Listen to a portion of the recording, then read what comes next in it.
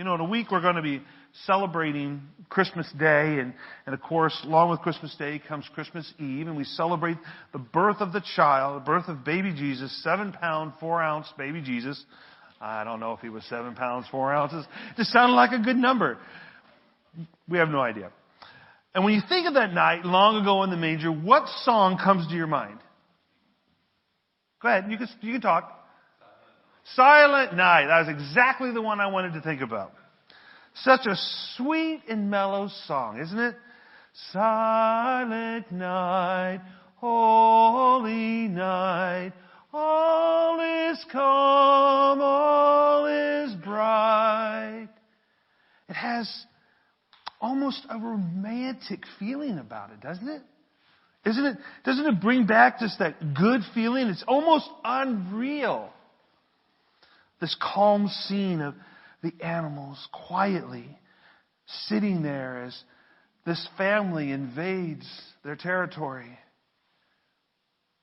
And the mother being with child and having a baby. And, the baby never cries according to Away in the Manger, right?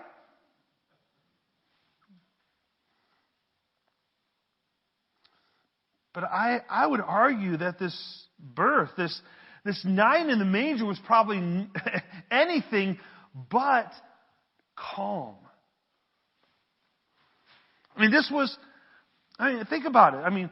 First of all, if you've ever been around animals, if you invade where they're running to rest, they're not exactly quiet. We were at a farm and we went in. The goats did not like that we were there, first of all, and they had their faces pressed into the wood of the side of the corner of the barn.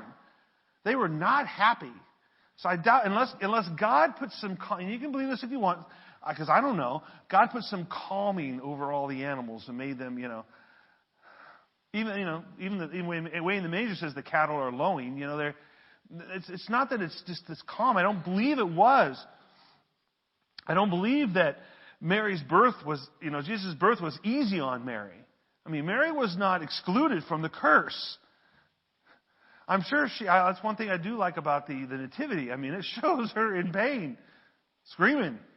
She gives birth to a baby. There were no epidurals.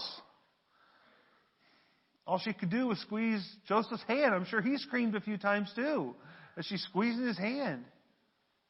And I don't believe Jesus came out and all of a sudden was this calm, quiet little baby. I think he cried. I think he was just like all of us when we were born. And that's the physical. But just think about this. This was an invasion into a broken world. That night, it began the death call of sin. It was the night that Satan would begin to lose the war. Bethlehem became a beachhead where God comes in and the darkness of sin was going to be driven out of the world. Silent night, holy night, all is calm, all is bright. Yes, but we're talking about the destruction of demons, the end of wickedness, the destruction of oppression, the eradication of poverty, also the death of death, the driving out of wickedness, the eradication of oppression, the destruction of all things that was dark. Everything that was dark. And all of this is happening at the same time in this little manger in Bethlehem. This little stable. And, we're going to spend a lot of time this Christmas season. We've spent a lot of time focusing on this manger. But we need to understand that the manger would have no meaning without the cross. See, if Jesus hadn't died on the cross, he would have been known as a great prophet. That's why Muslims don't believe he died on the cross, because that just makes him a good prophet, a great teacher.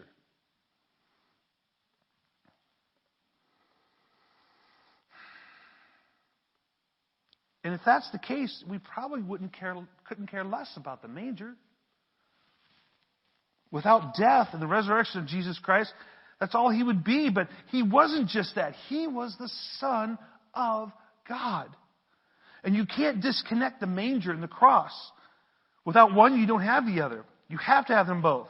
So on this silent night where all is calm and all is bright, you have this divine invasion with the purpose of destroying everything that came from hell.